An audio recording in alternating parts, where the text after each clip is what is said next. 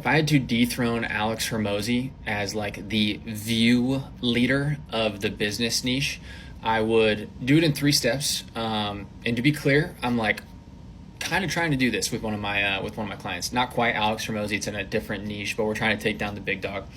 And whenever I say view, like share, if you think about like a pie chart, like a market share with a business, like Alex probably has 5 to 10% of that pie chart. We're trying to get 1 to 2% higher of him in that niche. Step one, we're going to counter position against him. This is just content marketing 101. Anytime you're trying to get a piece of the market, you want to counter position against the big dogs. Alex talks about trying to basically like work hard, build your business, go nuts. Well, the reality is that's probably like only 30% of the people in the business niche. The other like 70% are more like want to be lifestyle entrepreneurs. They'd rather build a business and travel. They'd rather build a business and have time. They'd rather build a business and spend time with their family or go golfing.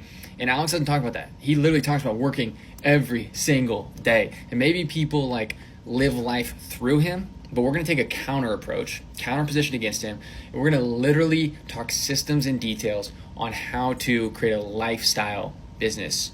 It's all going to be about how to make $1 million and only work 10 hours, or how to make $1 million and be able to travel, or how to make $1 million, all that different type of stuff.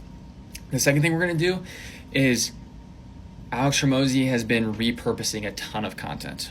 Okay, he's been using AI to do like his lips. It's not even him. It's just a picture of him, and they're using clone voice and lips. If you go through it, I don't know if he has like any true original content super consistently in the past like 3 to 6 months, which is fine. But what happens over time, it's going to create follower fatigue. It's going to drop fast. Okay, he's not going to be able to sustain it. He might be able to now, but this is because his focus is on different things. His focus is on acquisition.com. It's on school. It's on all these other areas where he makes more money, right? He makes more money acquiring, building, selling companies than he does on media. Granted, that's his lead gen. So we're going to make a rule with our creator that we work with, is we will never repurpose content. Everything we're going to do is going to be native, and it's going to be through volume. We're going to use volume to get data, and we're going to always be testing, improving 70-20-10, which ironically is from internally inside of Alex's team. 70% will be guaranteed winners that we've pulled from data. We know that it's going to win. 20% we're going to try to improve, and then 10% we're going to test some wild stuff. That's how we're going to climb the ladder. No repurposing. And then the third thing, and this is where like a lot of people aren't going to get to this level of like creator business, but we're going to keep the cost of our media team really low. Okay, Alex has 18 to 20 some people on his media team.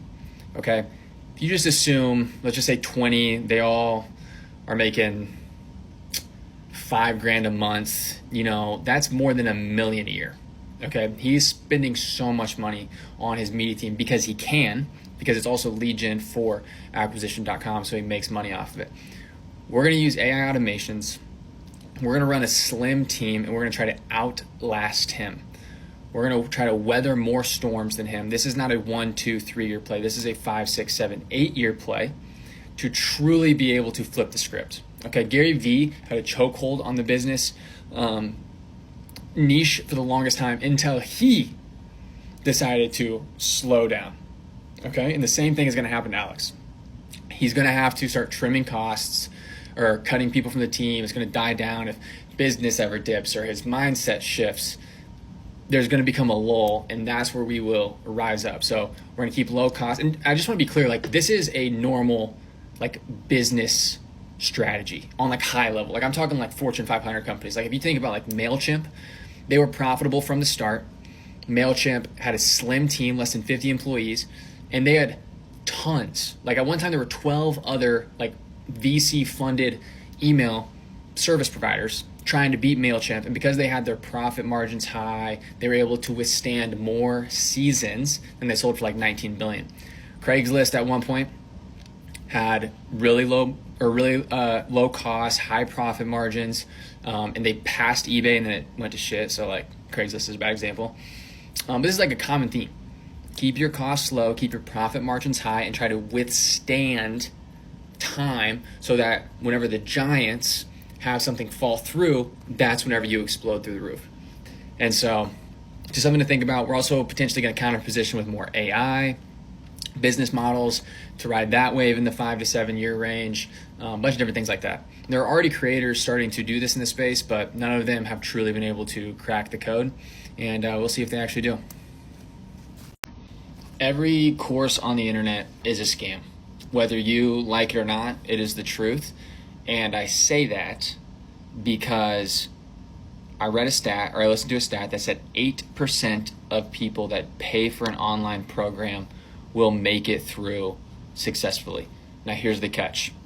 That 8%, it doesn't matter who the creator is, what the course is. That's an industry standard all the way across. Doesn't matter how good the course is or how bad the course is. So that tells us something. It's not about the course, it's about the person taking the course. I heard someone say, courses don't work, people make courses work. Are you the type of person that is in that 8% that will make a course work for them? Okay? So many people are like, scam online.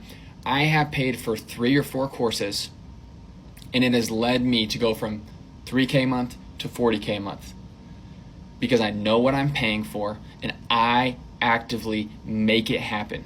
It might only move me up 3 to 4% in my career, but if I see that and I keep attacking over 10 years and I keep investing in myself, it's game over. Be the 8%. Courses are scams if you are not the type of person that makes a course work. Find a creator that you really, really trust, that has a large following because you know that they've earned the trust. It's in your niche, and don't be afraid to invest in yourself, okay?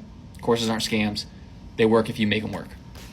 Counter positioning is the fastest way to break into the top 1% of your niche. I think people think that counter positioning is enemy marketing, and those are two different things. So first, I'm going to explain enemy marketing. Then I'm going to explain counter positioning. I'm going to explain how you can use it in 3 different categories. Enemy marketing is whenever you pick someone or something and you hate it. You talk about how it sucks, how it's the worst. These people are losers. This is why they're wrong. That is not necessarily advice that I would give often. Counter positioning, I want you to think of it as a pie. If this is all of the views of the fitness niche, okay, let's say there's 10 million views every hour of the fitness niche. Okay, Chris Bumstead's gonna have his little